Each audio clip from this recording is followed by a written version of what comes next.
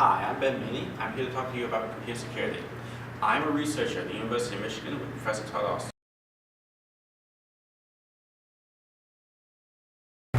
Computer security is made up of two parts: malware, which are programs with malicious intent, and exploits, which are good programs that are hijacked by malicious input.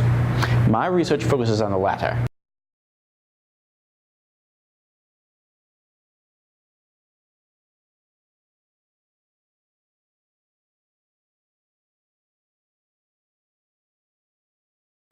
Exploits are divided into three different categories: denial of service, loss of data privacy, and arbitrary code execution.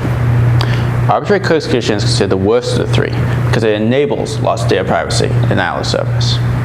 My research centers on a way to prevent arbitrary code execution. My project is called Control Data Isolation, and it is a method of preventing arbitrary code execution on modern operating systems. There are two categories of methods that can be used by attackers to execute this kind of exploit. One category has an effective mitigation technique that precedes this research. The technique that has been mitigated, also the simplest way for an attacker to execute arbitrary code, is by overwriting the code of the targeted application. All binary executables have code and data sections.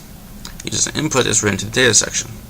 Any attacker that is able to write the data to the code section could exploit the application. The mitigation technique commonly used in modern operating systems is to make the code section read-only or to write protected. This prevents anyone from writing into the code section, which prevents an attacker from exploiting the application. All modern operating systems have write protected code sections. A more modern method of instigating arbitrary code execution is by perverting indirect control flow. Control flow is, as it sounds, the flow of execution of a binary.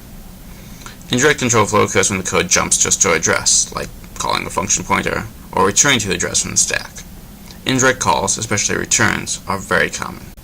When an attacker wants to execute their code, they insert the address of their code into the jump address, function pointer, or the top of the stack. When the indirect control flow jumps to that location, the exploit succeeds. The control data isolation method, topic of my research, is a means to prevent any perversion of the control flow graph via indirect control flow. The method is simple in principle. Remove indirect control flow. If there are no indirect control flow statements, then they cannot be perverted, and the second category of arbitrary code execution is mitigated. The method relies on the fact that computer code, as being Turing complete, can be built without indirect jumps. The information needed to perform this method is available at compile time and can be determined statically. By getting this information, we ensure the control flow graph and prevent arbitrary code execution. By limiting the attacker to the control flow graph, we remove the ability for them to execute arbitrary code. This method is simple and powerful.